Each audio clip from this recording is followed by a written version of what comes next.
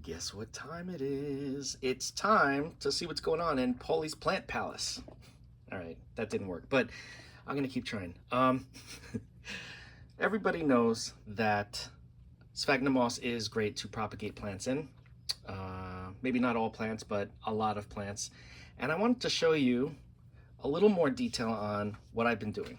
You guys know that I use the cups with the little tops that look like this. And one thing that I have realized is that all you need is a little bit of moss. Okay, this cutting is a Scindapsus silver cloud, I believe. And it was a cutting I took off of my mother plant, and I stuck it in here with just a little bit of moss.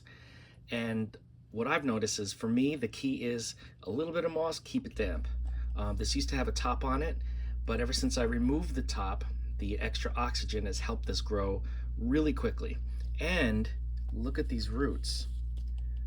You can see the white roots are growing everywhere off of the main root, and it just went nuts.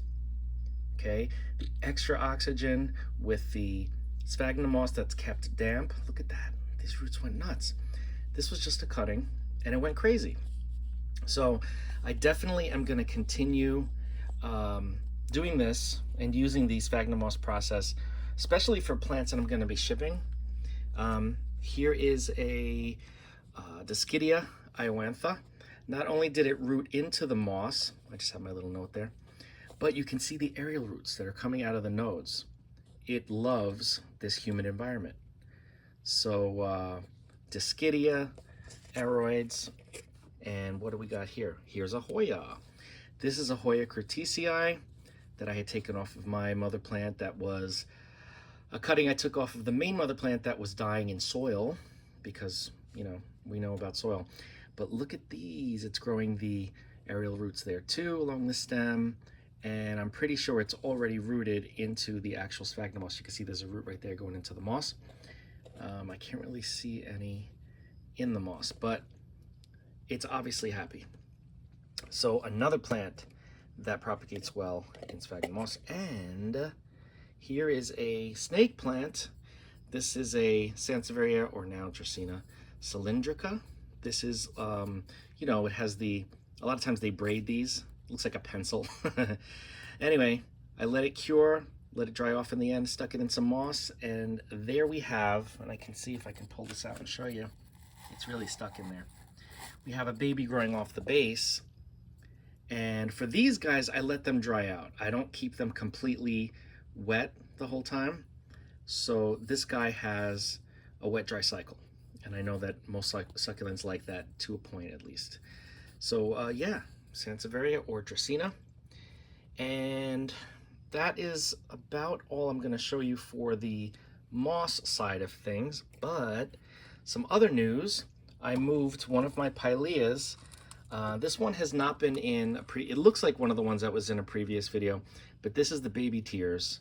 My Pilea baby tears, and I moved it from soil, it was in like a 2-inch pot, into a semi-hydro setup with lava rock, and it immediately perked up. It looks happy. The leaves are beautifully green and glossy, and it's growing at an alarming rate. And now I'm gonna start putting in some feed, because this just had water in it, to get it to adjust. And now it looks like it's ready. Look at how beautiful that is. It's interesting how it's on both sides. It's not like only on one side or evenly distributed, but it looks like hair almost. I should put a face here, eyes, a nose, and a mouth. Anyway, yeah, Pilea loves semi-hydro. I have a collection of Pilea. I love them, and they're just so easy. They're, you know, terrarium / house plants.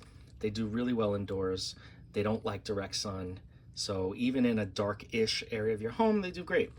And there's so many different varieties to choose from. There's the Panamiga, the Silver Tree, Silver Cloud, the aluminum plant. There are so many different varieties.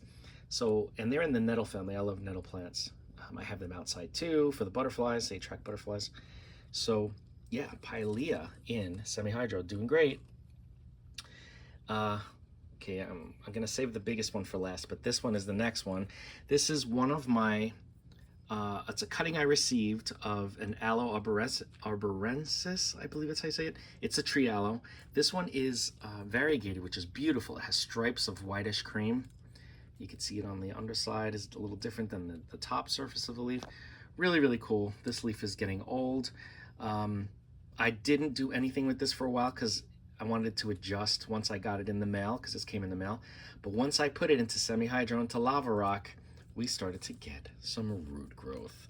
So as you can see, even aloe love semi-hydro. And just like I was saying before with the Sansevieria or the Dracaena, I give this a wet-dry cycle too. I don't let it completely get bone dry, but I let it dry up enough that there's plenty of air around the roots and they start searching for some moisture.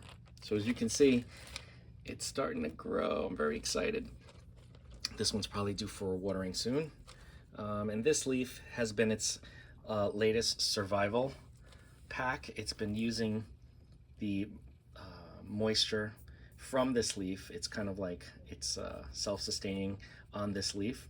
The other ones seem to be fine and supple, but pretty soon they won't need to rely on that leaf because it's already got roots growing. So we are good. Okay, and for this video, last but not least, we have my beautiful coleus. This is Le Freak is the name of the coleus. Now this coleus I have had for over a year now. I've taken cuttings, but this is the main mother plant. I've had it for over a year in acrylic yarn. So you can see down here, that yarn is pretty old. You can see there's old algae on there, but the plant is loving it here. It really is. Like, let me lift this up so you can see. I want to show you the roots too. Oh, I'm dropping plants everywhere.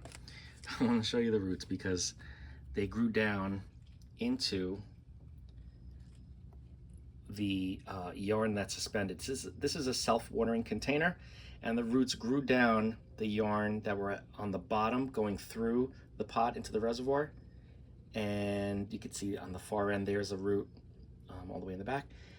But it really loves this setup.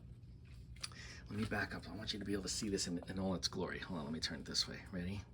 Oh, you're stuck on the Tradescantia. All right, look at that. Look at how cool that looks. So pretty. I love this plant.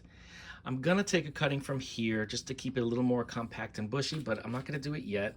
This leaf can come off.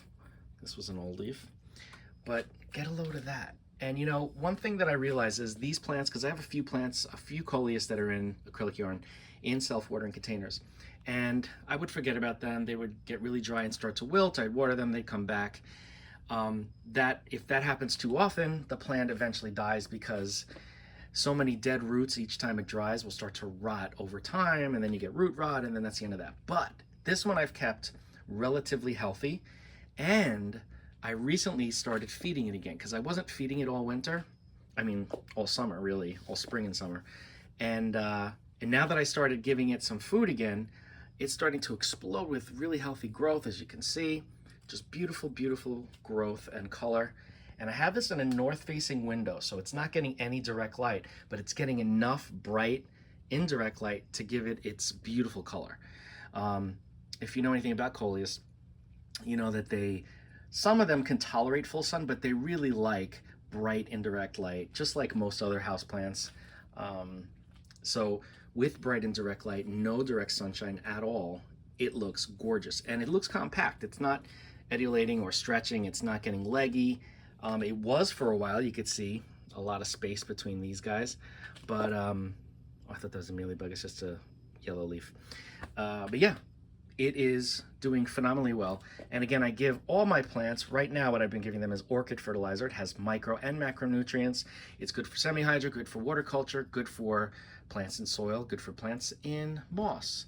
It's good for pretty much anything. And I always like to make sure that I'm getting enough elements, enough nutrients in the feed, and I compare the orchid fertilizer, and I say this all the time to people when they ask, but when I compare the orchid fertilizer to something like MaxiGrow hydroponic nutrients, there's a higher amount of nitrogen in the orchid fertilizer, which you would know that. You would think, well, the hydroponic nutrient, the MaxiGrow, should have enough, and maybe it is enough for what it is, but there's definitely more in the orchid fertilizer, and as you can see, the plant is loving life and it's just so beautiful.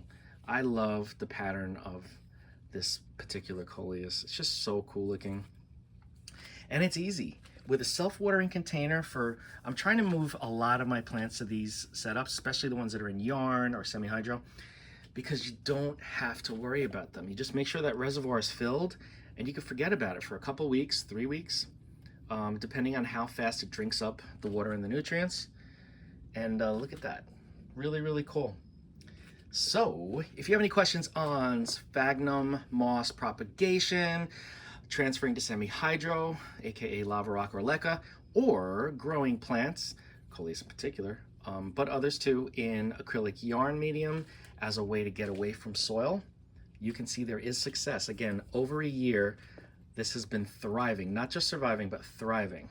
And I've been able to take cuttings and create new plants. So yeah, reach out, we'll talk. I love talking about this stuff. So don't forget to like, comment, share the video, subscribe, hit that bell if you want to be notified.